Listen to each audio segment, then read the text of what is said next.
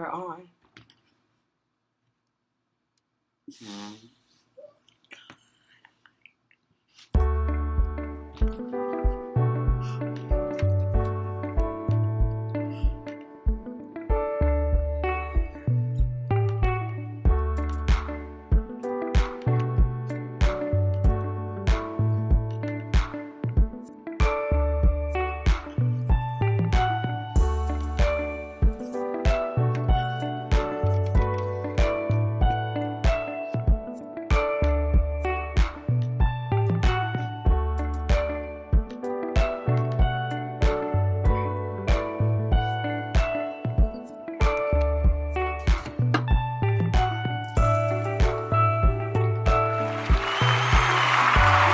Yes! Hello, world! Your sisters are here, ready, open, and as fabulous as possible. These are your sweets, Makita and Melanie. And you're now listening to Girl, What? Every show starts with our drink of the day, and tell us what our drink is. We are drinking Luxury Edition Pinot Noir Rosé. It's a sparkling wine. Sparkling wine. That's and what we're. It's pretty metallic. Oh my pink. God, the bottle is so beautiful. It was a gift that I had received on my birthday that I celebrated in July, and so just wanted to share, and hopefully you can have a little bubbly along with this. You know what? It's kind of a somber afternoon I'm having. I think we're both having. And a lot of things have happened this week that we'll touch on lightly. One is Charlottesville that occurred yesterday. There was protests with Nazi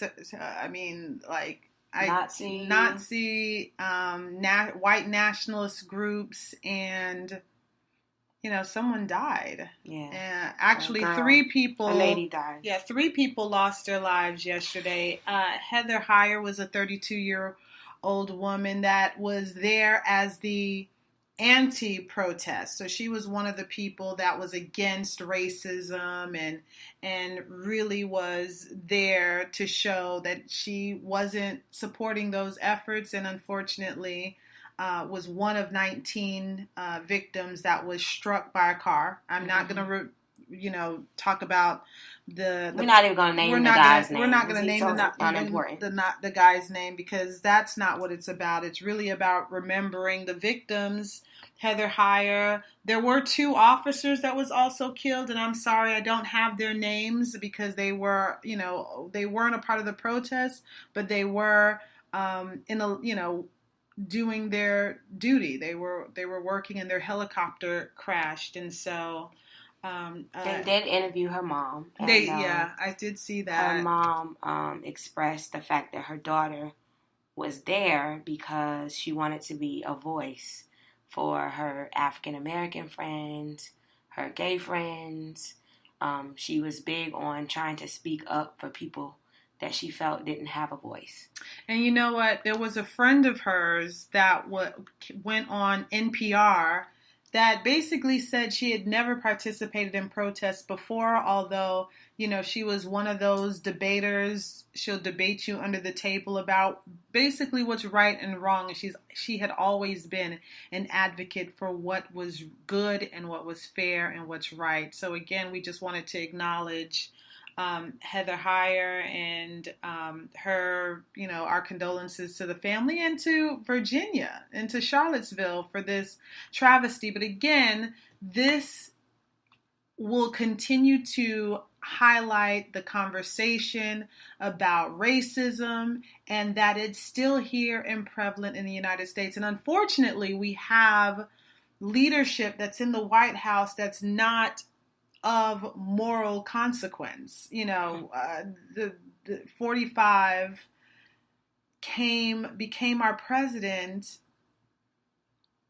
the way that he, the way that he came he supported this. I mean, he didn't outright say anything to, dispute or say, he was against this. He made a comment about something with all sides. And I thought that was so odd because he wanted to condemn all forms of violence from all sides. And I was just sitting here thinking that where does all sides come from? And why is he not acknowledging where this side of the violence stemmed?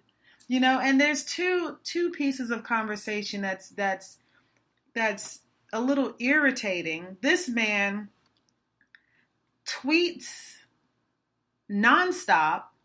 He has everything to say about anyone that attacks him personally, but KKK, neo-Nazi, and extremist groups that are in our country, domestic terrorists, he has nothing to say. He has nothing to say against them. He has nothing to say against Putin. Then this may not be a conversation that, Black people are necessarily having or, in our communities on a regular basis, but it should be. We are living in times where we have someone that is at the highest form of government, that is the leader of the free world, that is supporting. He may not be supporting them directly, but all of his whims and all of his lack of saying things just outright supports it. Well, here's my thing. I don't agree with anything that transpired over this weekend. I don't agree with our president's stance and how I feel like he's skating around saying what it is. But I will say, and I don't know, some of you may follow me. You may have seen my post today. I don't know. But anytime there's a tragedy or there's something that happens, whether it's in my personal life or things that are happening in the world, I always try to do some self-reflecting. And I honestly feel on my heart that when these things are happening, it's a reflection of what's going on in our households. And although I have a high level of disrespect for Donald Trump, at the same time, I cannot judge him because I feel that we as a people are not too far away from him. And what I mean by that is we too have a tendency to turn the blind eye or not speak on what's real or not address the obvious. Yeah. So I feel what we're experiencing today in today's time is a reflection of what is going on in our households. We are quiet. We know things are happening. We don't want to talk about them.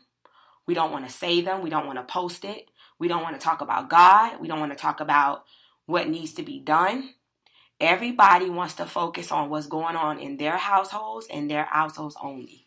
And I kind of feel like that's the same thing how Donald Trump is running running United States. Yeah, and that's how we've allowed him. We allowed him to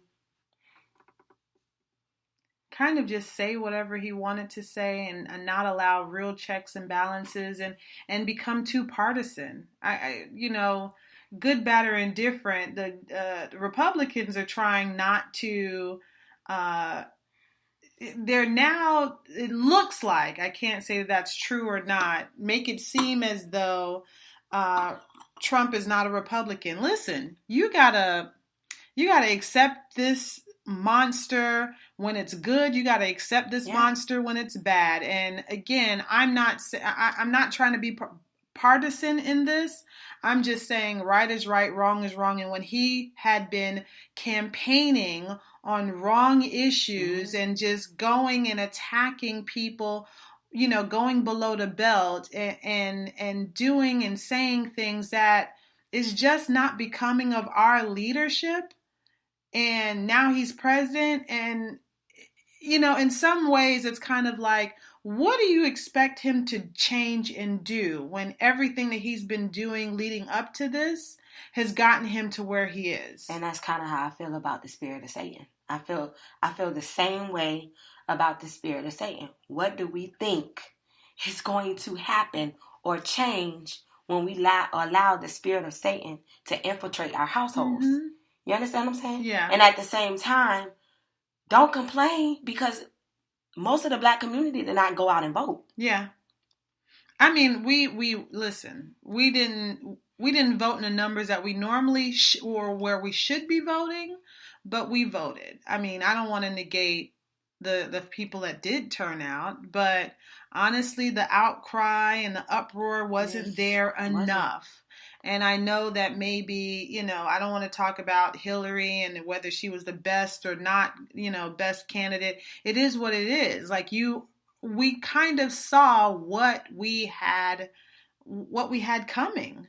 And people chose to sit on the sidelines and take stands when they felt like taking it. And honestly, this past week for me, just seeing the North Korea things that he was commenting on and I kind of felt like, is he trying to be a little hip?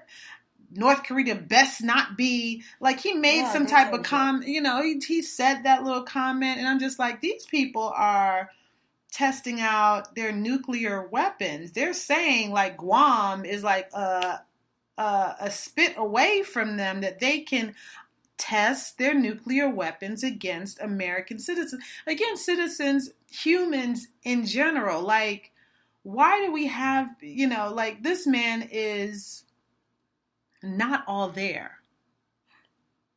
But what makes war any different than what happened in Charlottesville? What makes it any different? I don't think that violence is violence begets violence. But at the end of the day, we need to come together as a nation and acknowledge, yes, we started this country on not the best history amongst races, amongst other, cultures. But I think over these few hundred years, we've been working on making things better. And then you got his family members covering up for him. You have everyone covering up. Same thing that happens in our household. Yeah, you have everyone covering up for him, and it's kind of it's really sad. And I don't even want to talk about it. We're already going to have a pretty intense, or maybe not intense conversation, because Ryan is going to be calling in like a couple of minutes to talk about, what he's been doing. And I'm really interested in, having that conversation. And like I did a post this past week talking about Nelson Ellis, which for those that don't know who Nelson Ellis was, he was the character that played Lafayette on True Blood. He was awesome. I don't really watch a lot of TV, but True Blood was one of those really well scripted, really good HBO shows that played, and his character was phenomenal. And the interesting thing is, he was 39. Was he 39? Mm-hmm. He was in his 30s, and he died recently because I guess he was dealing with internal struggles with alcohol addiction. And so, and he was just, I guess he was trying to wean himself off on his own. I think he also had other drug issues. But again, we don't really talk about this. We don't really talk about,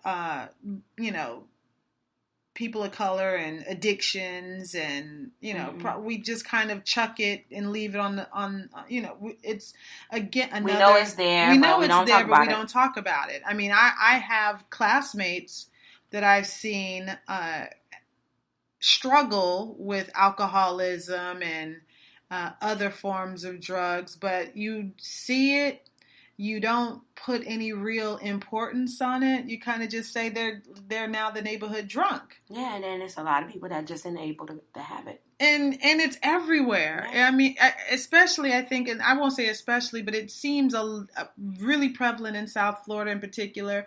We have such a culture of like going to the clubs and, again, strip clubs is a big thing here.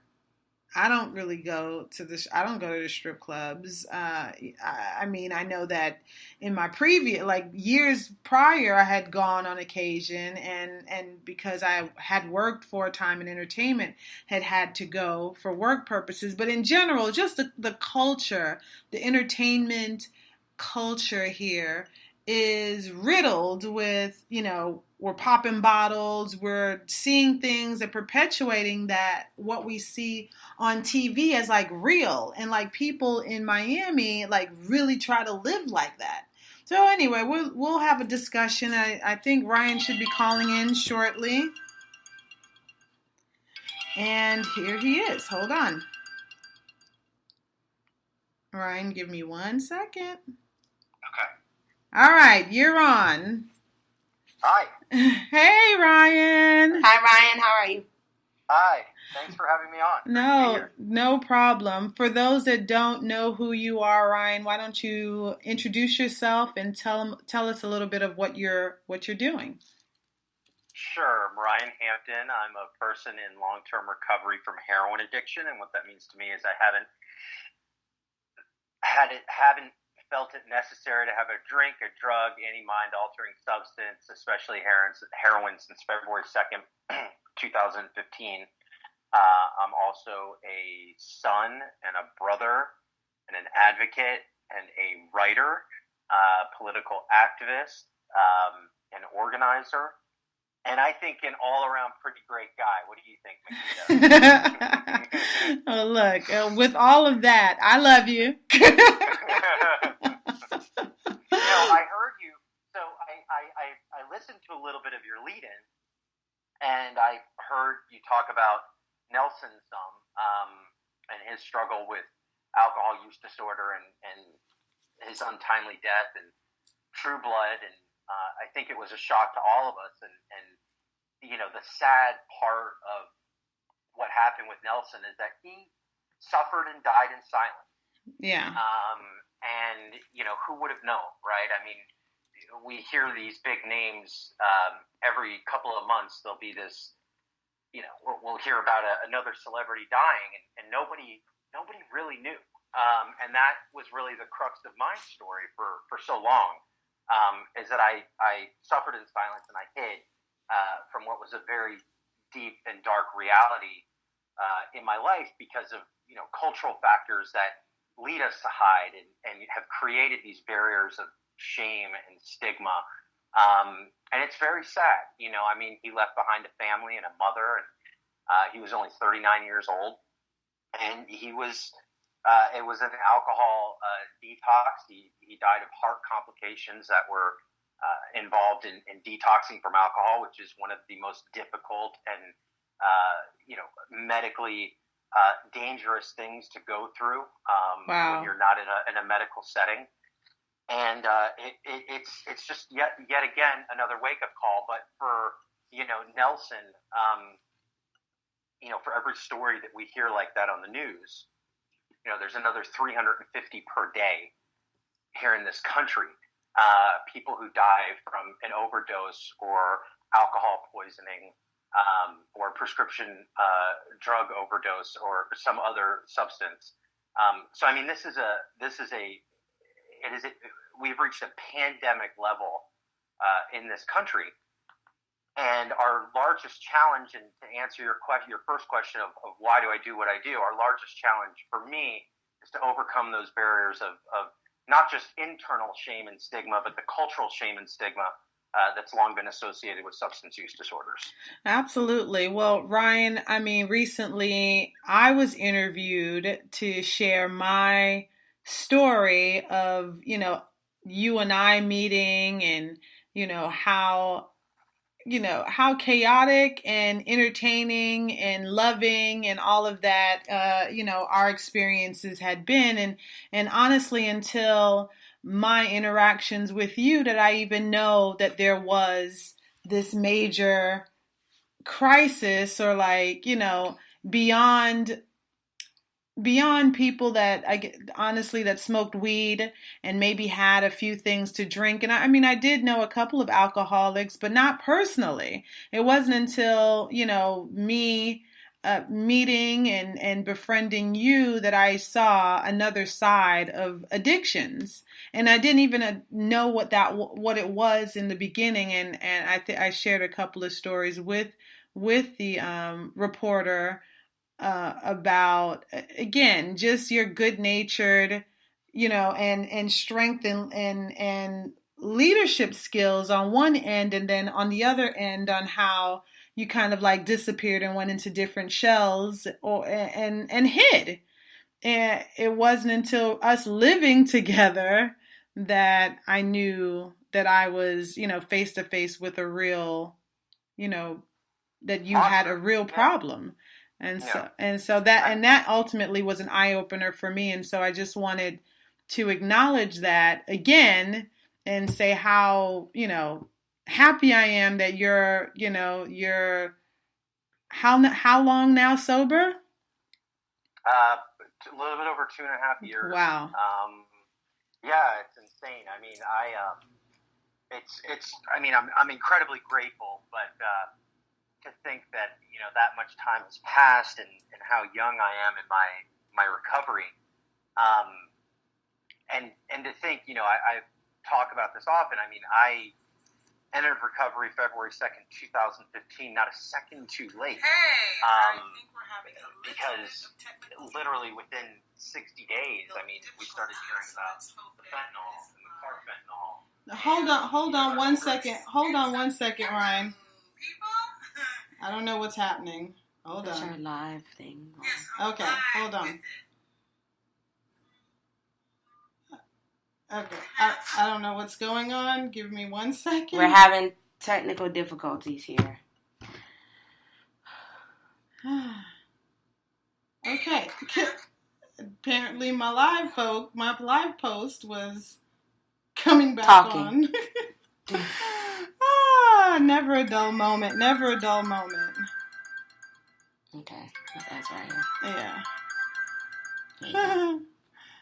Ryan, never a dull moment. Makita's phone is doing its own thing. Yeah, my phone is doing its own thing. So get off that Boost Mobile. Shut up! It's a Metro. No plug to Metro, but it is what it is. Like, so let's get back to the subject and continue. What were you saying, Ryan?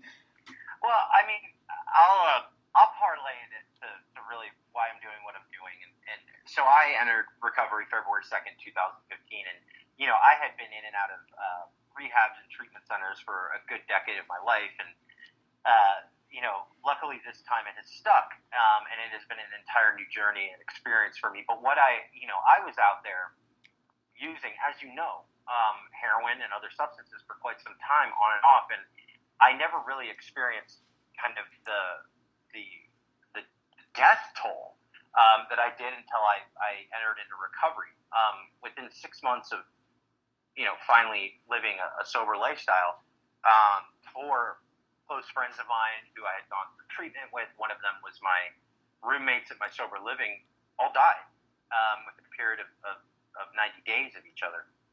And what I experienced, firsthand, my roommate Nick had a recurrence of use, and he got high, and he wanted help, and he couldn't get help, and he didn't have insurance, and he didn't have Medicaid. And I said, look, man, just go to the hospital and, tell them what's going on, and, they'll put you somewhere.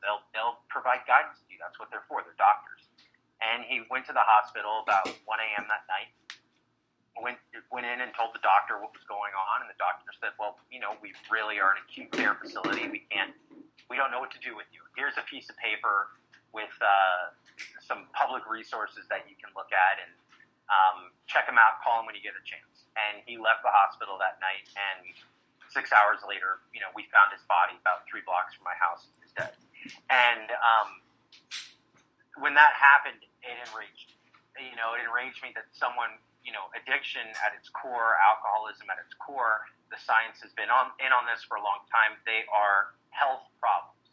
It is defined as a chronic brain illness, that someone could go into a hospital and say, it would be the equivalent to me to being like, hey, doc, I'm having a heart attack. What are you going to do with me? They're not going to just kick you out on the street corner and give you a piece of paper. They're gonna admit you. They're gonna have a protocol. They're gonna have somewhere for you to go. They're gonna keep you to make sure that you're at least stable before sending you back out into the street. And that's not happening. And so what? And so what you're healthcare system. And you're saying that if someone has a drug or alcohol problem to the point of, you mean to tell me if they go into the hospital, or your experience had been those individuals going to the hospital, they're not able to get any help? The hospitals they haven't been treating this as a health problem for a long time. You go in, it's still happening today in Ohio, here in California, in Florida, people overdose. They're brought back to life through life-saving medication called Narcan, and the hospital puts them right back out on the street the same day. They do not know what to do with them. There is no medical protocol because our country hasn't been dealing with it as a health problem for decades. We've been looking at it as a moral issue. It's something that willpower can fix. It's something that a good social network of people can help. They're not looking at it as for what it is, which is it's the greatest health crisis of our generation. I was looking at the numbers. If we don't do something about this now, we lose about 125,000 people a year to alcohol and other drugs. Wow. If in the next 4 years on this trajectory, we're looking at quadrupling that number, all right, per year. We're looking at 500,000 people per year if we don't do something now.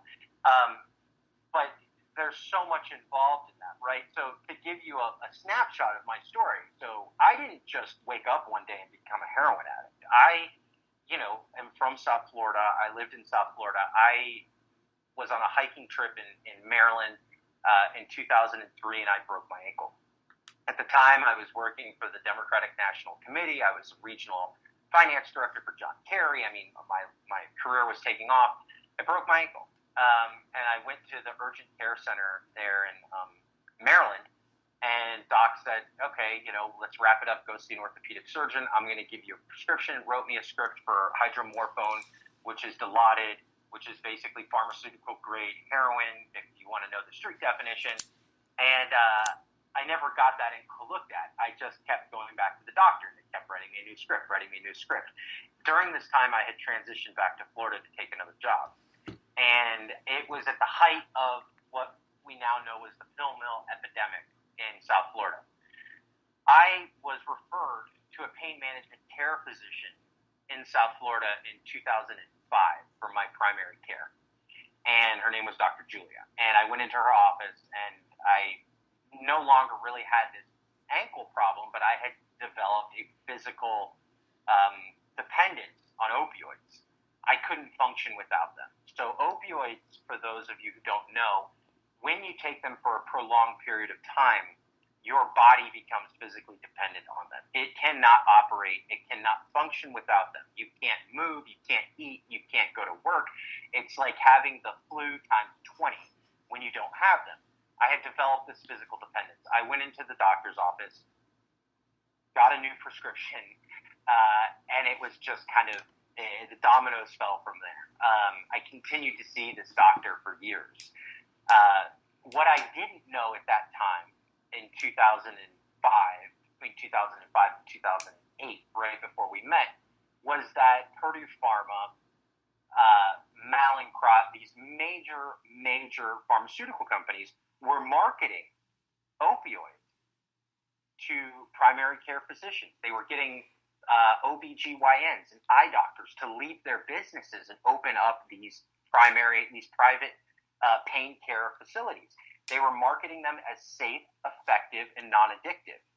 There have been numerous lawsuits in the last couple of years where these pharma companies have paid tens and tens of millions of dollars for marketing fraud. It's crazy. They were marketing them as less than 2% addictive. And I was addicted to them. So I kind of got caught in the middle of what would be like a knife fight in a bad neighborhood, between the doctors and the pharmaceutical companies, and I got caught right in the middle of it. Wow. That's really where it began. And in 2009, the state of Florida passed a prescription monitoring program. Now, that got modeled in different states, and they picked it up. But it is a good prevention tool, no doubt. The problem with it is, though, is that we did not know enough back then about substance use disorders. There wasn't this kind of outcry of people who were talking about how they survived it, and the lobby really existed only on one side, which was on the prevention. So when the state of Florida passed this prescription drug monitoring database, tens of thousands of people in the state of Florida got thrown off the rolls, and I was one of them. I got blacklisted. I was told, look, we're not prescribing. You cannot come into a doctor's office and get this medication anymore. So I showed up to my doctor's office one day for my appointment in early 2009, and they said, you're drug seeking, get out of our office. If you come back here, you're going to be arrested. Wow. This was after, we're looking at 5 or 6 years of receiving these medications. I didn't have a choice at that point. I was working. I did not have a choice. I literally walked, and this was happening. This is where the heroin part of my story comes in. I walked out of the doctor's office, and it wasn't even anybody who's gone through a physical craving when it comes to opioids can relate. It's not even a question. It was, how do I get my fix? And I was buying pills off the I started buying pills off the black market. It led to heroin. Now, the problem with this whole scenario is that had it been done right, the doctor there would have been more empathy, there would have been more understanding, and there would have been a place for me to go. I would have been, I didn't know, I knew at that point I had a problem, but I didn't know what to do with it. I was 28 years old.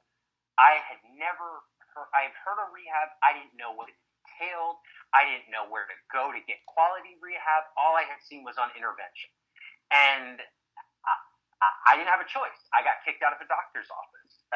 And my body was, telling me what to do. I'm sorry, Ryan. I don't mean to cut you off, but when you're talking, I'm like, that could have been me, because last year, what was it, like, not last year, year before, in May, on my birthday, I broke my fibula.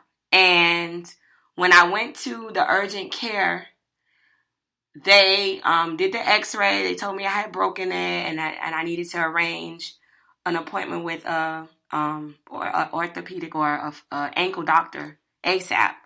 But in the meantime, they wrote me a prescription for Percocet. And thankfully, I've heard horror stories about Percocet. So I was like, I ain't taking this. And when I walked out, I ripped it up. I ripped up the prescription and I threw it in the garbage. But I'm just thinking about how many people go and don't know or haven't heard of, the side effects of these medications, but they prescribe them like nothing. And I don't know, easily. They like prescribe them so simply. Like, I was in pain, but I just know I've heard horror stories of people using Percocet. So that for me, I was like, well, I'm not taking this. Yeah. But it was like nothing. Like, here's a prescription for Percocet. Yeah. We, pharma, public enemy number one in this crisis is big pharma. This country has had problems with drugs, alcohol, substances for decades. Never before have we seen the death rates. Have we seen there's some social factors in there too that we can talk about, because I'm very open about talking about them. But never before have we seen the rapid death rates that we have specific to opioids. It is a deadly drug. The wrath, to look at the historically how this happened, it got kicked off by big pharma. They came in and they flooded the market with a highly addictive, deadly drug, knowing that they were going to profit billions from it. Wow. And they have billions with a B.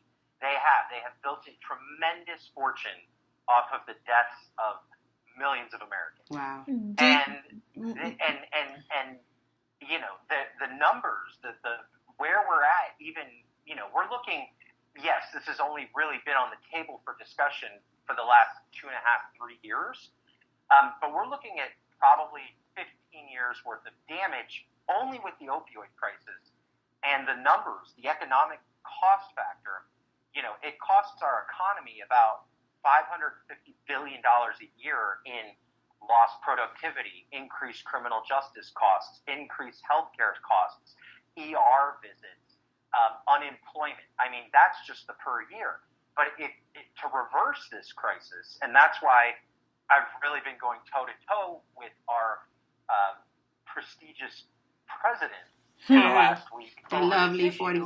Is, if we were to say today, wake up America, we need to reverse the effects of the opioid crisis, we're looking at, on average, at about $300 million per U.S. county. Now, that's averaging all counties in the U.S. It's about $300 million per U.S. county. There are 3,000 counties in the United States. So you're looking at approximately $9 trillion to reverse the effect of what is now the opioid epidemic. Now, when you talk about a number as large as $9 trillion, you're no longer just talking about, systematic changes in criminal justice and healthcare and prevention and treatment. You're talking about seismic cultural shifts in this country. And that is what President Trump and that is what Jeff Sessions and that is what Tom Price failed to understand. Yes, he declared an emergency last week, thank God, on the opioid crisis. But where is that money going to be spent? There's still a lot of open questions for me and my community and our country on how is that money going to be spent. He can declare, we haven't seen the actual order from him yet, so we don't know. He can declare it a public safety emergency, or he can declare it as a public health emergency. Under public health, the Office of the U.S. Surgeon General would have jurisdiction over the money. Most of the money would be spent on treatment. Most of the money would be spent on prevention. Most of the money, there would be Medicaid expansions in certain states that would offer people immediate same-day services, ambulatory services, access to Narcan, access to harm reduction, proven, scientifically based harm reduction methods. Or, knowing our president, he can declare it an emergency under public safety. Now, under public safety, that money means it goes to the Department of Justice. And what happens under the Department of Justice is we're going to see a repeat of, Nancy Reagan's Just Say No, where we try to incarcerate our way out of this problem, which historically we already know does not work.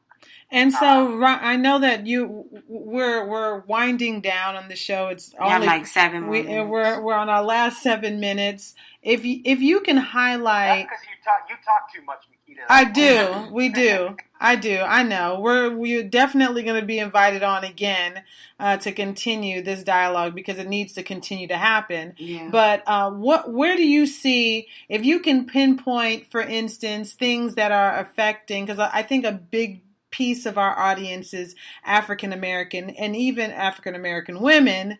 How does that impact that particular group? If you have those numbers.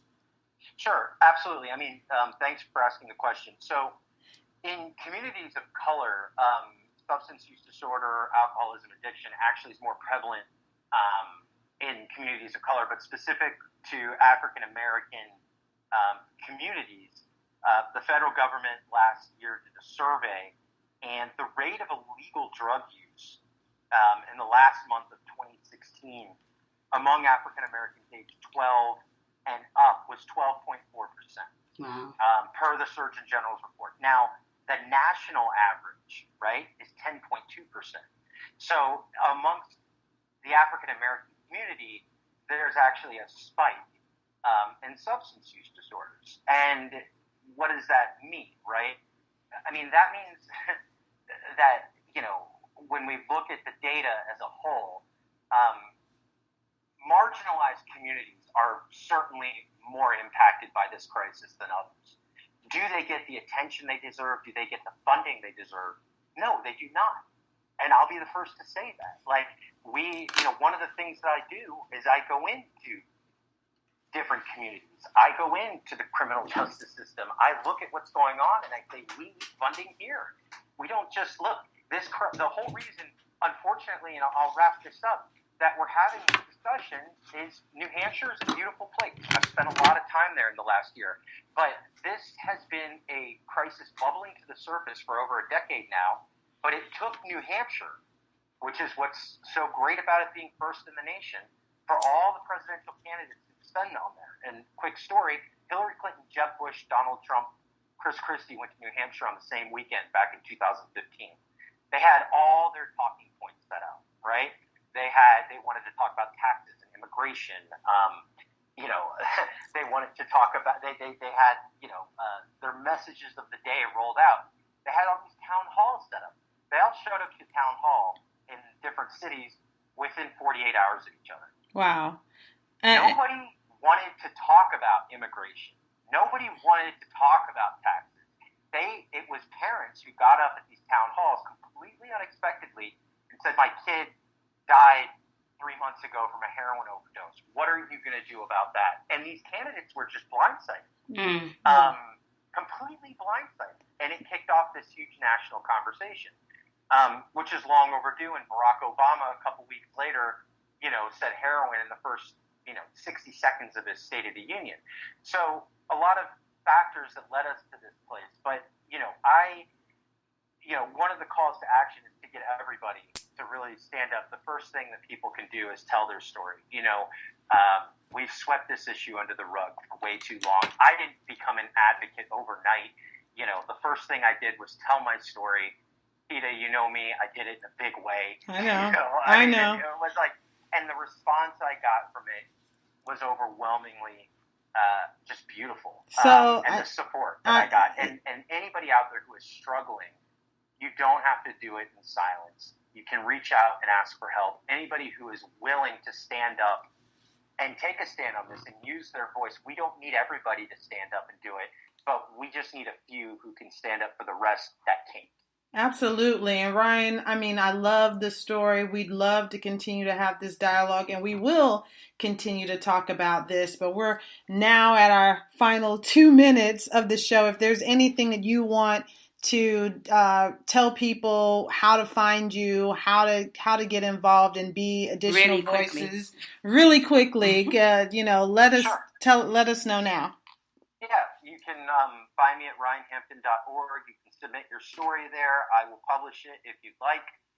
You can find me on Twitter at Ryan for Recovery. You can find me Ryan Hampton on Facebook, Instagram, Ryan J. Hampton, and also if you're looking for a good place to go to get involved in activism and advocacy, go to facingaddiction.org.